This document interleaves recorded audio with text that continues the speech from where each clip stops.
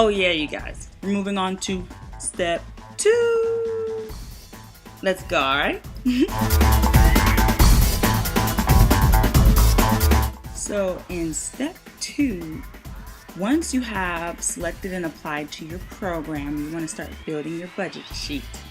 So you also need to see if you're going to be able or eligible to use your financial aid with your studying abroad, because there's a lot of process to using your financial aid. Does it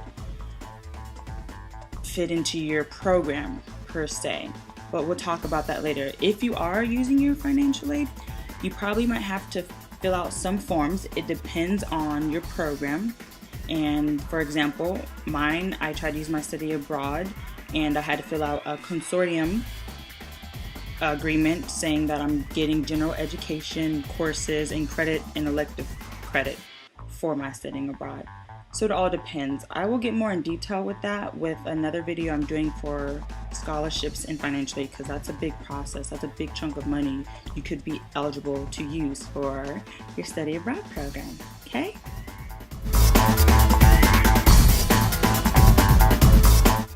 The next thing you want to do is meet with your study abroad academic advisor and bring all your paperwork with you. Bring what program you want to attend to, and your budget sheet and all the forms that you have brought with you throughout this whole process, throughout your whole studying abroad, fiasco.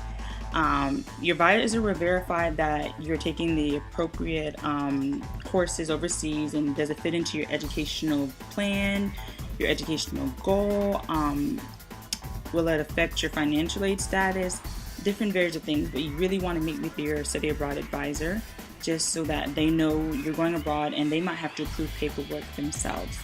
And it's good to have different advisors because you have an academic, a financial aid, so everything needs to connect and meet and all flow into one.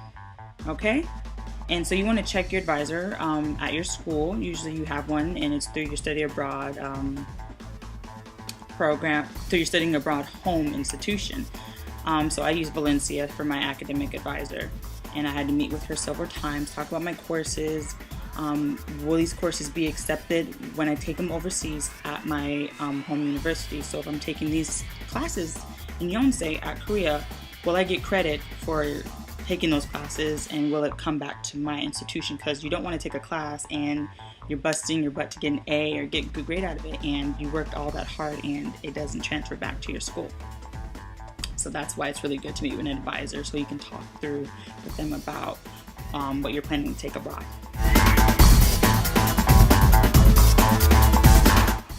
So please, the next thing is to choose your courses wisely.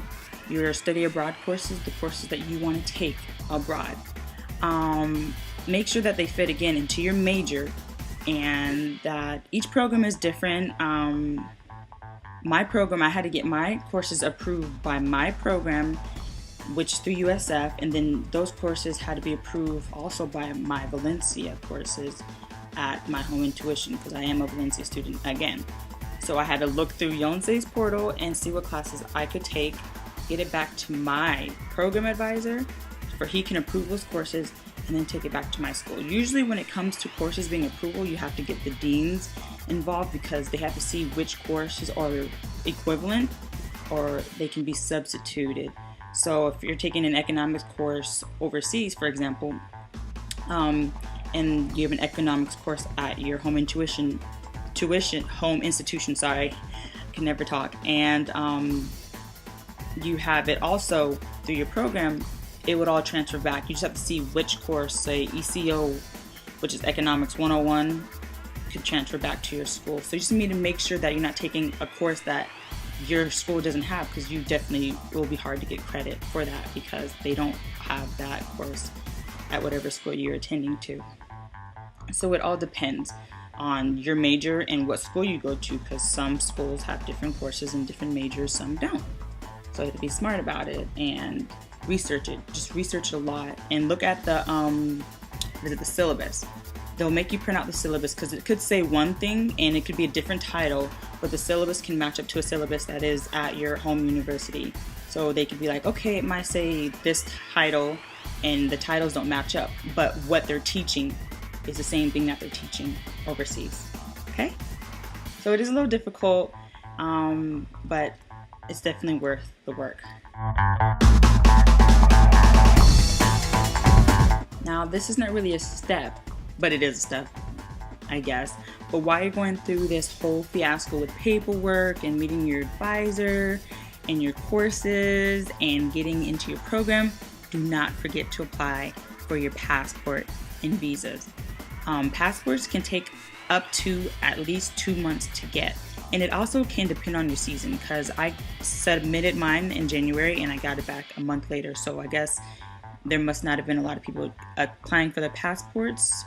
One of my friends applied and it took hers 3 months because it was during the summer, and I guess people get it expedited, and you just want to give yourself a lot of time so you don't have to pay extra cash for a passport.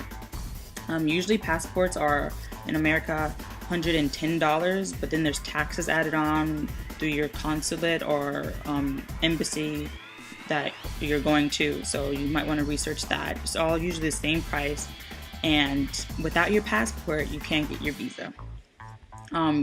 Visas are applicable. I can't even say this. Visas are determined by how long you stay. If you're there for a summer program and your country allows immigrants to stay into their country for less than 90 days, you really don't need a visa, because usually summers don't run that long. If you're staying for a semester or longer, you might have to require a visa to stay in a certain country. Korea, for me, if you go to Korea and you have a passport, you're allowed to stay in Korea for 90 days or less. But since I'm there for an academic year, I had to apply to the Korean consulate in Atlanta, because I live in Florida, which is the closest one, and get my visa for a year as a student. And it's a student visa, so it's a D2 visa. And that's usually what all student visas are. Unless you're doing a training program or you're teaching, it's completely different. But always remember D2 visa.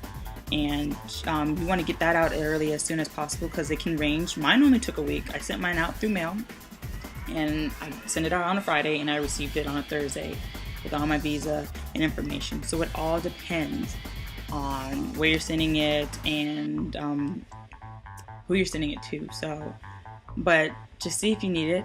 And it's good to start early. Everything starts early. It takes a lot of stress off of everything. Okay?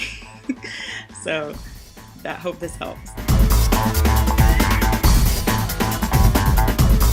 So that was step 2, and I have step 3 written down. I'm going to make the video soon because it's countdown to like 2 weeks before I'm leaving to Korea. I'm trying to finish up these videos for you guys.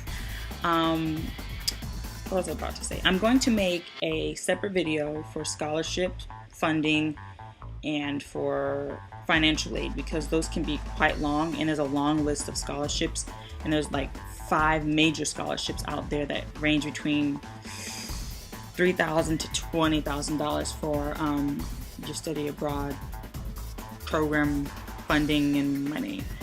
And I guess I will show those on the videos and show what type and give some deadlines and give some info about it. And that might be a longer video, but hey, it's scholarship money being paid, money that doesn't have to come out of your pocket. And you do have to apply early for these, because it takes a while for the selection process, and you always want to get your essays read and have as many people as you want it, because it's a scholarship. You know, you're not the only one applying for it. But we will talk about that later, and I will have that video for that. So step 3 will be on its way. I try to update my videos every Sunday, and there's only 3 steps, 1, 2, and 3. I won't have a 4th step unless you count the scholarship. So hope to hear from you guys soon. I will be posting these. And don't forget to visit my blog and follow me, and my Twitter and my Facebook, and it has all my updates and everything, and my pictures and my dorkiness. So I will see you guys next Sunday. Okay. Bye.